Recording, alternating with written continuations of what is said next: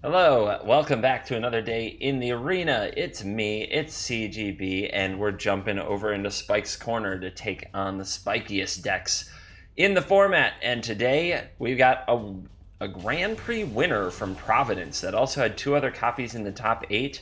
It's mono red, it's aggressive, it's hyper burn, it's Flame of Keld. So let's get excited to check out the absolute most down to the ground fastest deck in the format.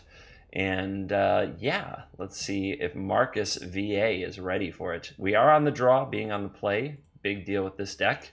But one of the fun things about this deck, it is 100% live cards. If you're against Turbo Fog, if you're against blue-white control, this deck literally does not care. All of its burn spells can go face. And right here, do I attack with Bomat? I do have a Khenra. I don't think my opponent will trade. What do you guys think? You know what? I think if he trades, good. If he trades, good. It's a 1-1. I mean, he's a 2-1 on the play. He's supposed to be at least in the running for the beatdown, but if he blocks here, I don't think he can beat down. So that's one less thing on the table. And he misses a land drop. I asked if he was prepared. He does not appear as prepared as he should be. Earthshaker Khenra getting in there. So we are in free play. Some people have expressed discomfort that I play spiky decks in free play. I have a quick constructed event that's not over. This has happened to me one other time with Turbo Fog, and people left comments. They said, you shouldn't play that deck in free play.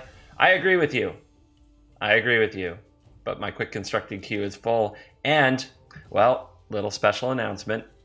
Some of you are going to want to make a big deal out of this because that's how some of you crazy people work out there in the world. It is my birthday. Yes, I am turning a year older. Now, what that mainly means for you, well, what that means, one, is people, go ahead, give me presents by just never playing a second land. That's a nice gift. What that mainly means for all of you is that Mrs. CGB insists we go do things that she finds fun. So we're going to go to the movies, and I'm going to watch a giant shark devour tourists in the movie The Meg. So that means I've got to record quickly and get the heck out of here, which means I don't have time to finish that quick constructed queue this morning, which means I'm playing a super fast red deck so I can hurry up, make you a spiky corner video that hopefully is still of at least acceptable quality and entertainment value. And then I've got to get out of here and do my birthday stuff. So please, if you have grief to give me, you are welcome to sound off in comments. But no, nothing's going to change the way I've scheduled today. Boom, die. Let's not have this. Let's just not have this happening. When deciding face or creature, it's all about like the prospective output of that creature. So Llanowar Elf on turn 1 leading to Steel Leaf on turn 2 is so dangerous you have to play around it. But what about turn 3? See, the thing is next turn they might have the land anyway, and then there's nothing more to think about. So I think we'll just go face now. Let's start going face.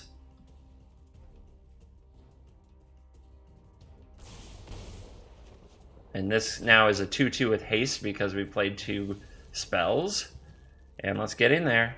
Our opponent might have a Blossoming Defense, which would be a negative situation.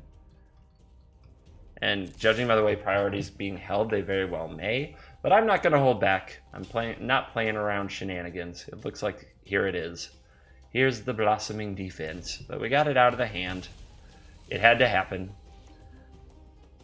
It's a good card against us anyway. Oh, there's black mana in this deck. Is it a snake deck? Nope, it's a champ deck. Gotcha. So there's Chains to the Whirls. Not going to do much here. Let's pass the turn.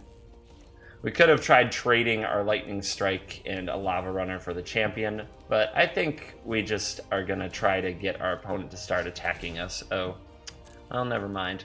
That's all falling apart. And yeah, that's enough of that game. Oopsie daisy. Probably should have just killed the second elf. Although, yeah, because he had a... Who would have thought he'd have that basic swamp? Little boo-boo.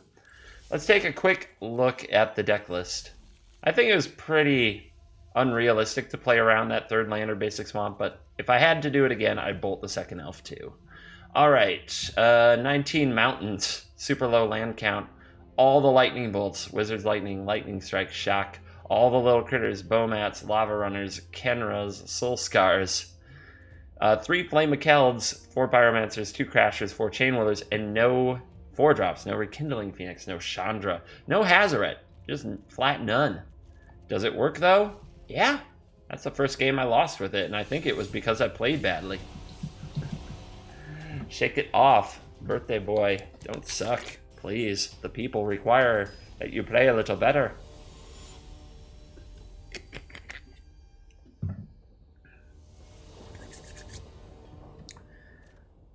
All right, shuffle up and deal. At least we're on the play this time. I don't know. If I draw another land, this hand's so great. If I never draw another land, can I still win? Maybe I can. It's my birthday, and we're playing in free play. This isn't quick play. I can do YOLO things like this for the memes, and I guess is a thing I've heard other YouTubers say. I'm old. I don't know what a meme is. No, I do. My jokes, my friends. Just my jokes today. All right. Mountain. Oh boy. We gotta do it like this, do we? Oh yeah!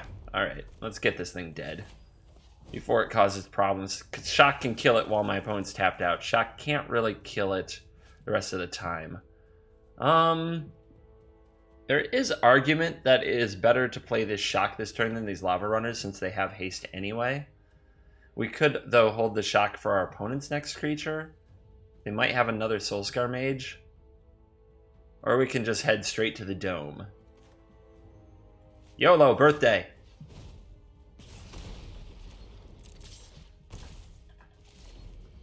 Good times were had by all. Except for the, the only other player here. Okay, good times were only had by me. Fun is a zero-sum game sometimes.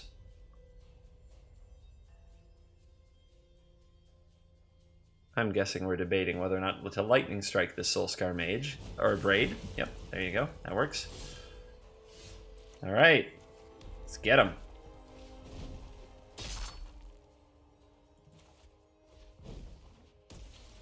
To battle! We don't have a Flame of Keld. And we're almost out of burn spells. We're gonna have to hope that we're far enough ahead here to get through this. Pieta. That's a good one.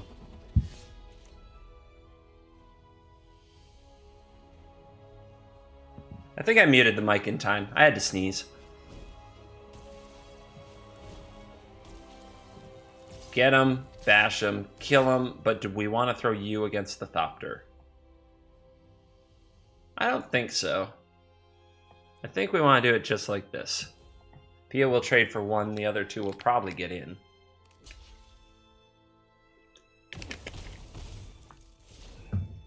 There was also the argument, though, I should be smashing with my Chainwhirler just because...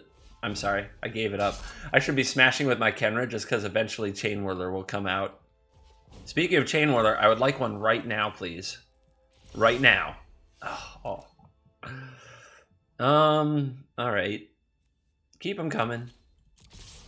Now I'll just start sending everybody. Because our opponent has a double block on the other Lavarunner if they want to take it.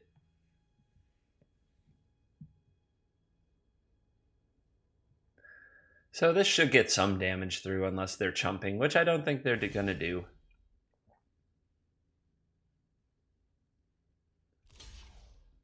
Yeah, he's going to dubs up. Must have a Chainwhirler in hand that he can't cast because of that desert would be my prediction. Got him to 5. Can the deck draw well enough to finish the job? This is where red decks just... It's like the ultimate tilt. Either you draw the stuff and you win, or you just draw lands and it's like, oh, I'm never lucky. Red decks are horrible. That's something. And I don't think I attack here. I think I just hold the crew. Although, them Chainwhirlers, right? Them Chainwhirlers. Maybe we're supposed to attack no matter what. Yeah, let's keep coming. Don't let the pressure down. Every point matters. Although I wish I had played this post-combat, not pre-combat. Now, I had talked myself into not attacking, and then I talked myself back into it.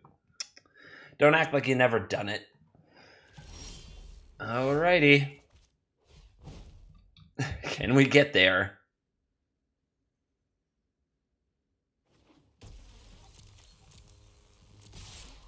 Everybody keep attacking. Just don't let up. Not for a second. Not till everything is dead. Scorched Earth philosophy.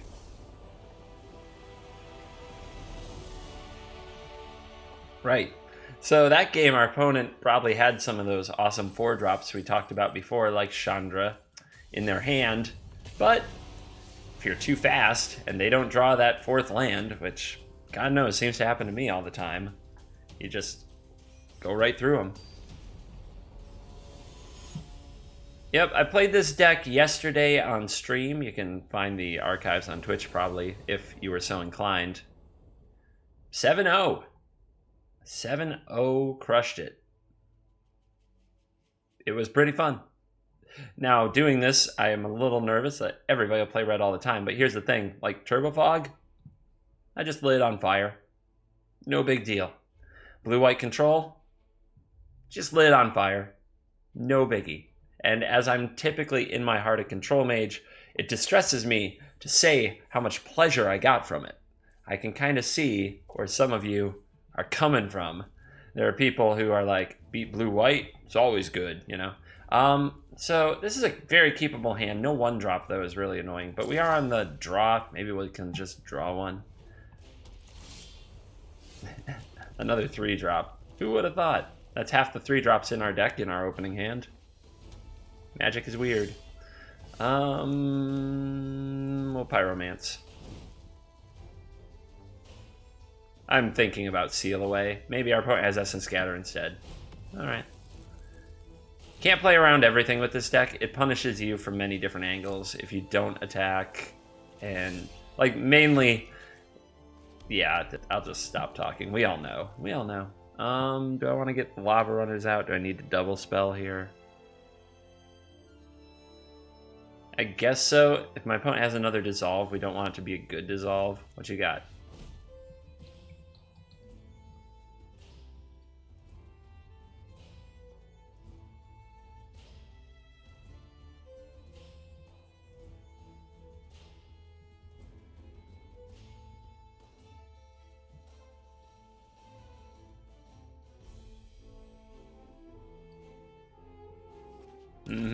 How about you? What you got?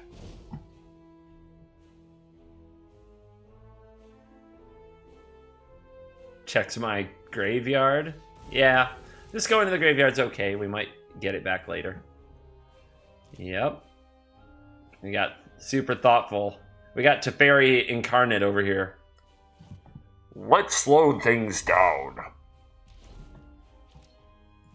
Cycle your cast out. Yeah, it's a pretty inefficient spell against these decks. Well, I don't has the burn. We want to keep double spelling because our opponent's clearly like in full counter mode. So we'll play another one of these. Play another one of these. It does leak some information. I think we would have played both of these if we had them last turn, so our draw for the turn is a wizard, but I don't see how that helps him. So again, he wants to play a disallow or a counter on one of these. Let's see if we can instead get him to flinch first with the attack. And then we'll decide whether or not we want to play anything into the counter magic. I mean, eventually he draws out of it. The objective of like stranding counter spells in hand doesn't seem very good. So yeah, I guess we just trade with a counter spell here. It's not like I'm going to resolve all these very well anyway.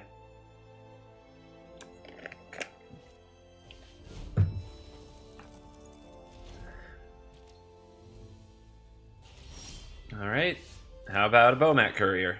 That's the draw we need. It's the best card against Control and Turbo Fog by far. And where's it been all our life? Yep, here's a Seal Away. Too bad I can't play another thing here. He's going to take the Bomat. Yep. I'm going to shock your face, but I don't have another burn spell yet to pump these. We do need one. Our opponent's struggling on land. They got the same amount we have. Well, there you go, but it's not Settle the Wreckage. And now we definitely want to play like spells into their open mana because of Glimmer of Genius. Getting paid, perhaps? Another Seal Away. Okay, I was going to say maybe we're going to get paid for getting that counter out of our opponent's hand earlier. Maybe not. Keep it coming. They're at 8. If we draw a Lightning Bolt, they're in so much trouble because these turn into 2/2s. But we just don't seem to do it.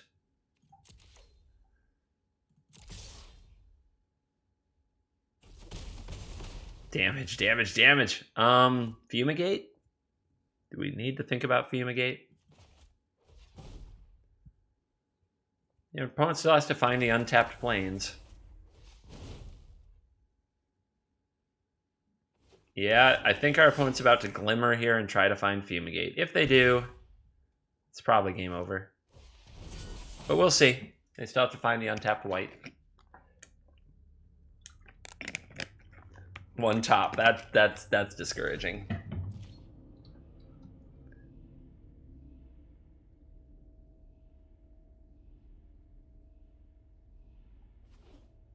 That is not white. Oh no. What did they keep on top? What did they keep on top? Maybe they needed the Fumigate and the White Source? I mean, this is not going to save your butt. This isn't a fight you can win. This you isn't know what? I'm not done yet. Dude, like, look at the board. It's like from Searching for Bobby Fischer. He's like, he offers him a draw, and he's like, look at the board. He's like, I have looked at the board, and you can't win. Take the draw. And the kid's like, no, I will not. I'm the bad kid. I will be very, very cranky.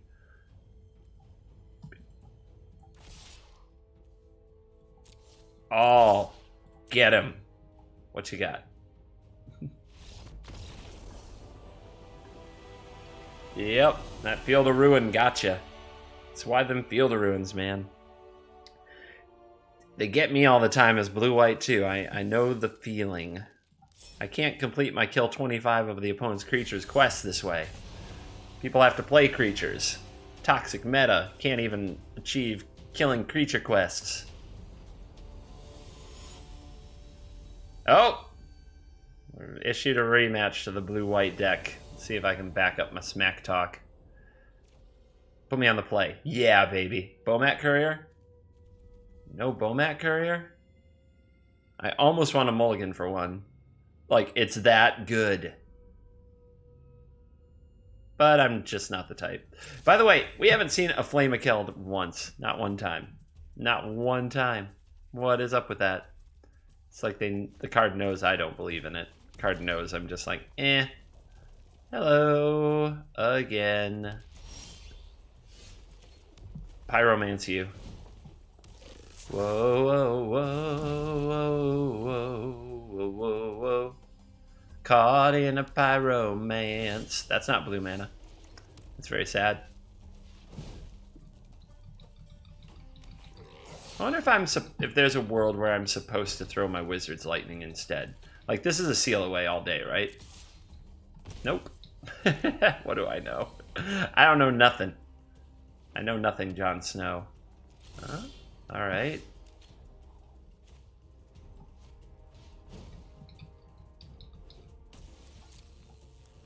It must have Settle. There's like no way you keep a hand like this without a Settle. Right? I keep on saying that, but Arena throws me so many curveballs. There's so many different types of players in Arena. There's so many different skill sets. Like, trying to anticipate what people will do, I really have to tone it down. I have to bring it way back down to, like, what would the most basic... This sounds really negative. I don't mean it this way. But what are some of the things that players who aren't similar to me, what would they do? And I mean that in terms of both there are players that are better than me, but there are also players that are much less experienced. And anticipating how they play the game is, well, it's rough. Got him at 1. Let's see if he takes damage from this Pyromancer.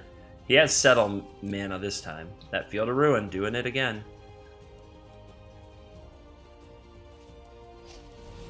Sure.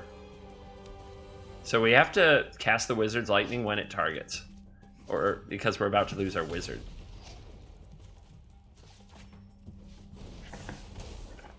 Down to 1. How you doing? That's why we want to save the Bomat. I definitely want those cards. So next turn we can Flame of Keld, attack with Bomat, and if he tries to kill it, seal it away, do anything to it, we draw the card. Maybe he's thinking about playing a Teferi here. Really limits his options, though. Okay, Fumigate, my Bomat. Shock off the top. Not quite.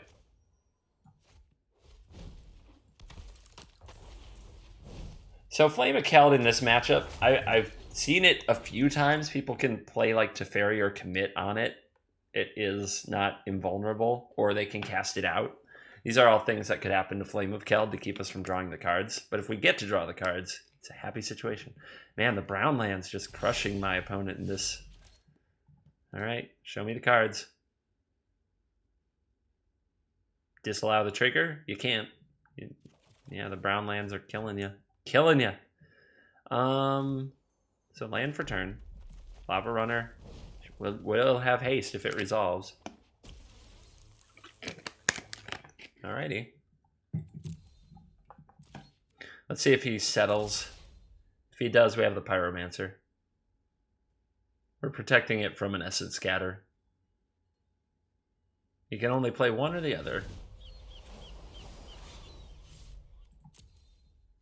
I'm not going to GG my opponent or anything. I'm sure that they're cursing how nasty their mana was to them.